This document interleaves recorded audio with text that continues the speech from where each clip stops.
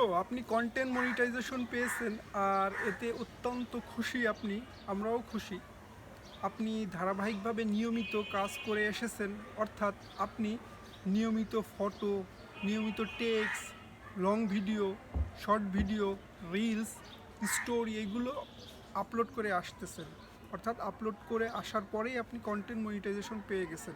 আশা করা যায় সেইগুলো সব কিছুই অরিজিনাল ছিল, অর্থাৎ অরিজিনাল কন্টেন্ট আপনি আপলোড করেছেন। এখন আপনি কন্টেন্ট মনিটাইজেশন পেয়ে গেছেন, এখন আপনি কোন ধরনের কন্টেন্ট নিয়ে কাজ করবেন। আর যেহেতু আপনার কন্টেন্টে যত বেশি ভিউ হবে, যত বেশি আপনার ফলোয়ার থাকবে, আর যত বেশি আপনি রিচ পাবেন, ততই আপনার ইনকাম। সো আপনি সেই ইনকামের উপর ভিত্তি করে কী ধরনের টেকনিক অবলম্বন করতেছেন বা করতে যাচ্ছেন সেটা নিয়েই আলোচনা করি। বলি যে আপনি যেহেতু অরিজিনাল কন্টেন্ট নিয়েই কাজ করে ফেসবুকে কন্টেন্ট মনিটাইজেশন পেয়েছেন, আর কন্টেন্ট মনিটাইজেশন এমন একটা টুলস যেটার মাধ্যমে আপনি ফটোর মাধ্যমে, টেক্সটের মাধ্যমে, স্টোরির মাধ্যমে, রিলসের মাধ্যমে, লং ভিডিওর মাধ্যমে আপনি ইনকাম করতে পারবেন।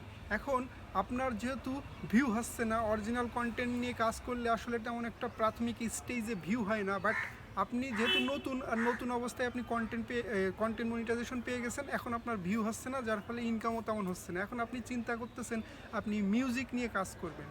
সো প্রথমে বলে রাখি যে মিউজিক কিন্তু অন্য আরেকজনের মিউজিক, এটা কিন্তু আপনার নিজের না এটা। সো আপনি যদি আপনার ভিডিওতে মিউজিক ইউজ করেন, সেক্ষেত্রে কিন্তু সেটা আপনার কপিরাইট ইস্যু আসতে পারে, আবার নাও আসতে পারে, অনেক সময় অনেক লেটেও আসতে পারে। আপনি হয়তো মনে করতেছেন আমি মিউজিক নিয়ে কাজ করবো, আমার অনেক ভিউ হবে, অনেক ফলোয়ার আসবে। হ্যাঁ, এখন ব্যাপারটা হচ্ছে কি যে মিউজিক নিয়ে আপনি যদি কাজ করতে যান, সেক্ষেত্রে কিন্তু মিউজিক ওনারকে আপনার 20% রেভিনিউ ওখান থেকে দিতে হবে। ধরুন আপনি একটা ভিডিও তৈরি করলেন, তাতে মিউজিক আপনি ইউজ করেছেন, সেই মিউজিকের থেকে কিন্তু আপনার 20% রেভিনিউ দেওয়া লাগবে। অর্থাৎ $1 যদি আপনি ইনকাম করেন, সেক্ষেত্রে 20 অর্থাৎ 20 সেন্ট তাকে কিন্তু সেই মিউজিক ওনারকে দেওয়া লাগবে। সো এটা কিন্তু আপনার ভেবেচিন্তে করা লাগবে। আর এখন আপনি যদি ধরেন অনেক সময় হয় কি যে আপনি মিউজিক নিয়ে কাজ করতেছেন, হ্যাঁ, মিউজিক ক্লেইম বা কপিরাইট ইস্যু চলে আসে, সেক্ষেত্রে সেই মিউজিকটা যদি সেই ভিডিওটা যদি আপনি প্রচুর পরিমাণ ভিউ আনেন, সেক্ষেত্রে কিন্তু আপনার সমস্যা হয়ে যায়, অনেক সময় ডিলিট করতে হয়। সো আমার পরামর্শ হচ্ছে কি, মিউজিক নিয়ে না কাজ করে অরিজিনাল কন্টেন্ট নিয়ে কাজ করুন। আপনি যেই ধরনের কন্টেন্ট তৈরি করতে মানে ইচ্ছুক বা ভালো লাগে আপনার, বা লোকজন পছন্দ করবে, সেই ধরনের কন্টেন্ট আপনি তৈরি করতে থাকুন। সেক্ষেত্রে আপনি মিউজিক ইউজ করার কোনো প্রয়োজন নেই, এতে আপনি নিশ্চিন্তে থাকতে পারবেন। আপনার কন্টেন্ট মনিটাইজেশনটা কখনোই রেস্ট্রিক্টেড মুডে চলে যাওয়ার সম্ভাবনা নেই।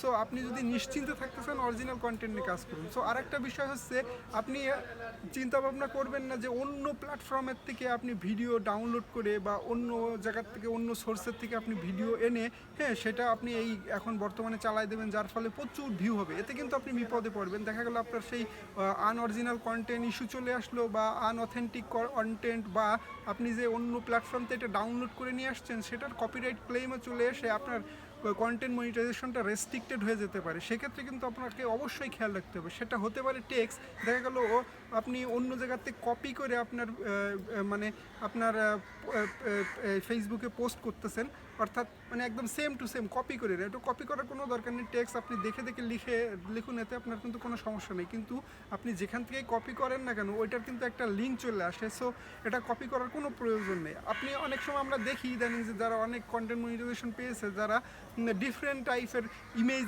ইউজ করে, আর সেটা বোঝা যায় যে সেটা আর্টিফিশিয়াল বা কোথার থেকে হয়তো বা ডাউনলোড করে নিয়ে আপলোড করেছে। সো এইগুলো কিন্তু এখন হুট করে কিন্তু আপনার কপিরাইট ক্লেম না আসলেও কিন্তু কয়েকদিন পরে কিন্তু আপনি নিশ্চিত থাকুন যে আপনার কন্টেন্ট মনিটাইজেশন চলে যেতে পারে, কারণ আপনি অন্য জায়গা থেকে কিন্তু এইগুলো মানে এই সোর্সগুলো বা এই ছবিগুলো আপনি হচ্ছে নিয়ে আসতেছেন আর নিজের করে চালাচ্ছেন। সো নিজের করে কিন্তু কোনো কিছু চালানো যাবে না। আপনি সেই ভিডিও বলুন আর রিলস বলুন বা অন্য যেখান থেকে আপনি নিয়ে আসেন না কেন, আপনার হচ্ছে আনঅরিজিনাল কন্টেন্ট হিসাবে কিন্তু বা কপিরাইট ক্লেম হিসাবে কিন্তু ধরাই দেবে, আপনার কন্টেন্ট মনিটাইজেশনটা চলে যাবে। সো আমার কথার মূল উদ্দেশ্য হচ্ছে আপনি অরিজিনাল কন্টেন্ট নিয়ে কাজ করুন।